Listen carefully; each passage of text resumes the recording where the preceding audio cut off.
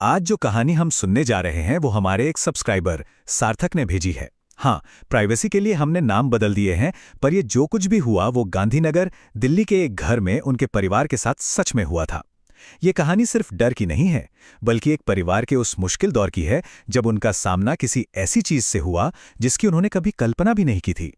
बात है साल 1987 की और जगह है दिल्ली। देखिए, उस जमाने के बारे में सोचना जरूरी है। वो एक ऐसा दौर था जब आज की तरह टेक्नोलॉजी नहीं थी और शायद लोगों का अनदेखी शक्तियों पर यकीन भी ज्यादा था। ये सब कुछ कहानी को और भी असली बना देता है।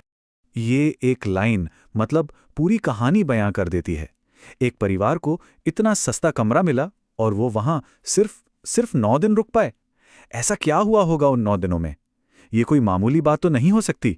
चलिए पता लगाते हैं। तो कहानी शुरू होती है मजुमदार परिवार के साथ। वो एक बेहतर जिंदगी की उम्मीद में दिल्ली आए थे और उन्हें किराए पर एक कमरा मिला जो जरूरत से ज्यादा ही सस्ता था। और कहते हैं ना कि जो चीज सच होने के लिए बहुत अच्छी लगे, अक्सर उसके पीछे कुछ और ही होता है। तो परिवार में कौन कौन थे? रमेश जी, जो रेलवे में काम करते थे और एकदम प्रैक्टिकल इंसान थे। उनकी पत्नी, जो कह सकते हैं कि थोड़ी सेंसिटिव थी। उन्हें घर में मौजूद अच्छी बुरी एनर्जी का एहसास हो जाता था। और उनके 2 बहुत छोटे बच्चे थे, 4 साल का सार्थक और 2 साल का छोटा बेटा। ये परिवार पश्चिम बंगाल से एक नई शुरुआत के लिए दिल्ली आया था। ये चेतावनी सार्थक की मौसी ने दी थी। साफ पता चल रहा है कि उन्हें उस कमरे के बारे में कुछ तो पता था, लेकिन रमेश जी ठहरे प्रैक्टिकल आदमी। उन्होंने कम किराया और रिश्तेदारों के पास रहने की सहूलियत देखी और इस बात को बस एक वहम समझकर टाल दिया। परिवार को उस घर में आए कुछ ही दिन हुए थे जब रमेश जी काम पर होते और घर पर माँ और बच्चे अकेले होते। तभी अजीबोगरीब और बेचैन कर देने वाली चीजें होने लगी। शुरुआत में तो ये बातें छोटी मोटी लगी, पर किसी को क्या पता था कि ये एक भयानक सिलसिले की बस शुरुआत है। पहली घटना तब हुई जब सार्थक की माँ किचन में थी। अचानक उनकी नज़र दरवाजे के पर्दे पर गई। उन्हें लगा जैसे कोई परछाई वहां से गुजरी हो। उन्होंने सोचा कि चलो, शायद कोई गलियारे से निकला होगा। हो सकता है रमेश जी काम से जल्दी आ गए हों। एक बहुत ही मामूली सा ख्याल जो कुछ ही सेकंड में खौफ में बदलने वाला था। और यहीं पर चीजें एकदम से बदल जाती हैं। जब उन्होंने बाहर झांका तो गलियारा पूरा खाली था और जिस बगल वाले कमरे की तरफ से परछाई आती महसूस हुई थी, उस पर तो बाहर से ताला लगा था। तो फिर वो परछाई किसकी थी? और फिर एक और ऐसी घटना हुई जिसने मां को अंदर तक हिला दिया। उन्होंने देखा कि उनका 2 साल का बेटा बिस्तर पर अकेला बैठा है और सामने देखकर खिलखिलाकर हंस रहा है, ठीक वैसे जैसे कोई उसके साथ खेल रहा हो, उसे गुदगुदी कर रहा हो। पर कमरे में कोई भी नहीं था। अब तक जो सिर्फ परछाइयां और अजीब एहसास था, वो अब एक सीधा खतरा बन चुका था। अब वो चीज जो भी थी, वो सिर्फ अपनी मौजूदगी नहीं जता रही थी, वो आक्रामक हो रही थी। वो साफ साफ परिवार को बता रही थी कि वो यहां अनवेलकम है। जरा इस टाइमलाइन पर नजर डालिए। देखिए कि कैसे सिर्फ कुछ दिनों में हालात बद से बदतर हो गए। 5वें दिन सिर्फ एक परछाई दिखी थी और 9वें दिन तक बात जानलेवा हमले पर पहुंच गई। इससे अंदाजा लगाया जा सकता है कि वो शक्ति कितनी ज्यादा गुस्से में और खतरनाक थी। एक दिन मां किचन में थी और 4 साल का सार्थक बिस्तर पर था। अचानक किसी अनदेखी ताकत ने उसे जोर से बिस्तर से नीचे फेंक दिया। बच्चा रोने लगा और अपनी मां पर चिल्लाया, मां, तुमने मुझे धक्का दिया। सोचिए, उस चीज का इरादा सिर्फ डराना नहीं था, वो तो परिवार में ही फूट डालना चाहती थी। जब मां अपने डरे हुए बेटे को चुप करा रही थी, तभी उन्हें अपने कान के पास एक औरत की आवाज फुसफुसाई। एक सीधी खुली धमकी, यहां से चले जाओ, नहीं तो मैं सबको मार दूंगी। इस धमकी से बुरी तरह घबराकर मां ने बच्चे को गोद में उठाया और कमरे से बाहर भागी। लेकिन जैसे ही वो सीढ़ियों पर पहुंची, उन्हें लगा जैसे किसी ने पीठ पर जोर से धक्का मारा हो। वो अपना संतुलन खो बैठी और बच्चे के साथ सीढ़ियों से नीचे गिर पड़ी। दोनों को काफी चोटें आईं।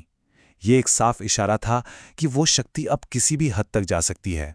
अब तक रमेश जी को लग रहा था कि ये सब उनकी पत्नी का वहम है, डर है। वो इन बातों को मानने को तैयार नहीं थे। लेकिन अब पासा पलटने वाला था। अब बारी उनकी थी। उस अनदेखी शक्ति से उनका सामना होने वाला था, जो उनके सारे शक को हमेशा के लिए मिटा देने वाला था। देखिए, ये हुआ कैसे। रात का समय था। रमेश जी कमरे में अकेले बैठकर एक खत लिख रहे थे। तभी पहली मंजिल की खिड़की पर किसी ने दस्तक दी। उन्हें लगा कोई चोर होगा, पर फिर अचानक कमरे की हवा भारी लगने लगी। एक अजीब सा दबाव महसूस हुआ। उन्हें लगा कि कोई खिड़की के ठीक बाहर खड़ा है, और फिर उन्होंने पर्दा हटाया। पर्दे के पीछे कोई चोर नहीं था, बल्कि हवा में तैरती हुई एक लड़की थी। उसकी आंखें पूरी तरह से खुली हुई थीं और चेहरा बेहद खौफनाक था। वो सीधे रमेश जी को घूर रही थी, एक ऐसा मंजर जो शायद वो अपनी जिंदगी में कभी नहीं भूल पाए। और फिर उस लड़की ने वही धमकी दोहराई जो उनकी पत्नी ने सुनी थी, वही आवाज, वही शब्द। उस एक पल ने रमेश जी का सारा शक, सारी दलीलें, सब कुछ खत्म कर दिया। अब उन्हें यकीन हो गया था कि उनका परिवार एक बहुत बड़े जानलेवा खतरे में है। उस रात के बाद परिवार ने एक सेकंड भी उस घर में रुकना गवारा नहीं किया। वो जैसे तैसे वहां से निकले, लेकिन उस घर को छोड़ने के बाद उन्हें उस जगह का वो राज पता चला जिसने उनके रोंगटे खड़े कर दिए। एक ऐसा राज जो हर घटना को समझा रहा था। सिर्फ 9 दिन। सोचिए, एक बेहतर भविष्य का सपना लेकर आए परिवार का सपना सिर्फ 9 दिनों में एक भयानक हकीकत में बदल गया। इससे पता चलता है कि वो जगह कितनी ज्यादा खतरनाक थी और वो शक्ति कितनी ताकतवर थी। बाद में जब छानबीन की तो पता चला कि उस घर में मकान मालिक की 22 साल की बेटी की आत्मा भटकती थी। वो किसी से प्यार करती थी, पर घर वाले शादी के लिए राजी नहीं थे। इसी दुख में उसने उसी कमरे में अपनी जान दे दी, और गुस्से और दुख में घरवालों ने उसका अंतिम संस्कार भी ठीक से नहीं किया। नतीजा, उसकी आत्मा को कभी शांति ही नहीं मिली और वो बदला लेने के लिए वहीं रह गई।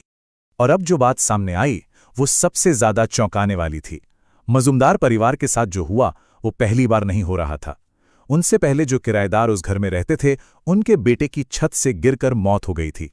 उस बच्चे ने भी मरने से पहले यही कहा था कि उसे किसी ने धक्का दिया है, ठीक वैसे ही जैसे सार्थक की मां को सीढ़ियों पर धक्का महसूस हुआ। ये एक पैटर्न था, एक चेतावनी कि उस घर में रहने वाला कोई भी परिवार महफूज नहीं है। ये कहानी हमें एक बहुत गहरे सवाल पर लाकर छोड़ देती है। जब किसी आत्मा को वो शांति नहीं मिलती जिसकी वो हकदार है, तो क्या उसका गुस्सा, उसका दर्द हमेशा के लिए उस जगह में कैद हो जाता है? क्या वो आने वाले हर इंसान के लिए एक खतरा बन जाती है? ये कहानी हमें याद दिलाती है कि कुछ चीज़ें हमारे समझ से परे हैं और कुछ जगहें ऐसी हैं जिनसे दूर रहना ही बेहतर है। वाकई सोचने वाली बात है।